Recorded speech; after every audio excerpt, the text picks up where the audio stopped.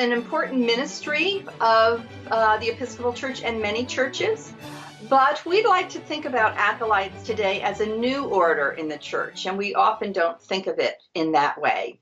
So let's start with a little history of where acolytes even came from.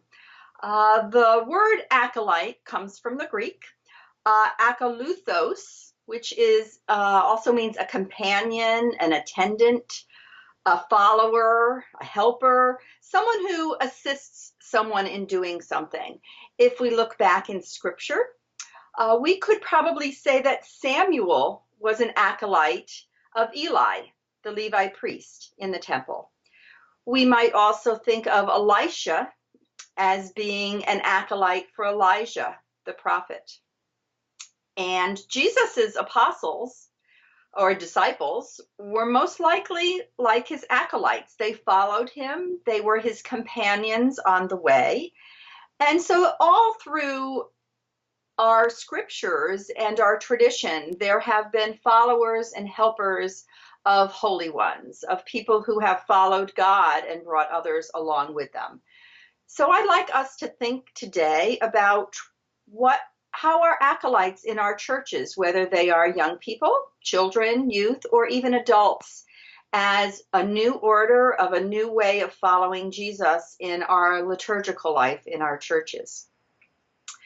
The word acolyte first appears in about the 3rd century, and at that time it was actually called a minor order, because those who were going to become deacons, priests, or bishops began to prepare for that role in the life of their Christian community by being an attendant to those who were already serving in what we might call those major orders. So the acolyte first appears in the writings of Cornelius in Antioch in 251. So the description of those, or the acolytes were approximately 20 years old. They would vest in a stole and a chasuble, which is a little bit different than what we do today.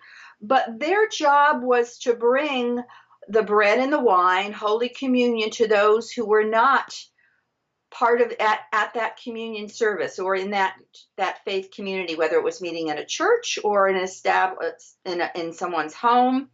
But they were given a linen bag, and in that linen bag were consecrated hosts. And so they would go before the priest at that Eucharist, wherever that was, and prostrate themselves before him. These were all men we're talking about at this period of time. And they would then be blessed, given this bag of hosts. Wine was not brought out. And then that was their job. So they were sort of serving those who served in the church by bringing the Eucharist to others. So that was a first role for acolytes.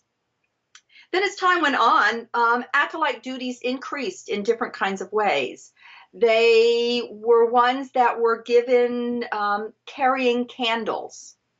No, there wasn't any electricity at that period of time.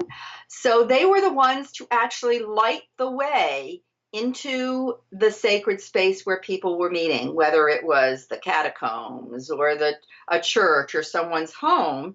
And so they would also light the text. So that's a very familiar thing that we know today. We know acolytes often serve as torch bearers, or they'll serve as an entry point when we're coming into worship by following a cross, carrying the light, bringing the light into the community. And they would then maybe as time went on, because there weren't candles on an altar either at that time, the candles were really used to put light on the word so we could read, so the priest or deacon could read the word. And then as time went on, and perhaps it was in other settings where there was a little bit more light, and then there were candles on the altar. So they were the ones in charge of the light. They would light the candles on the altar.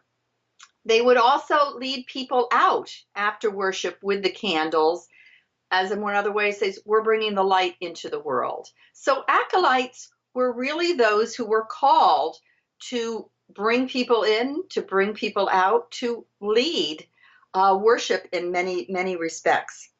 Then there was also a part that when an acolyte became an acolyte, and this is still often a way that they were preparing for ordination to what we might call major orders of deacon, priest, and bishop.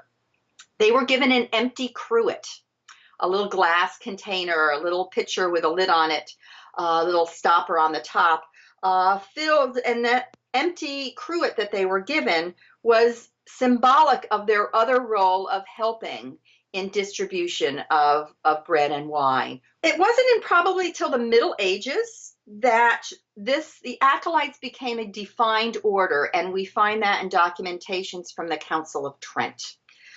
It was called a minor order because it was sort of a step along the way to becoming ordained.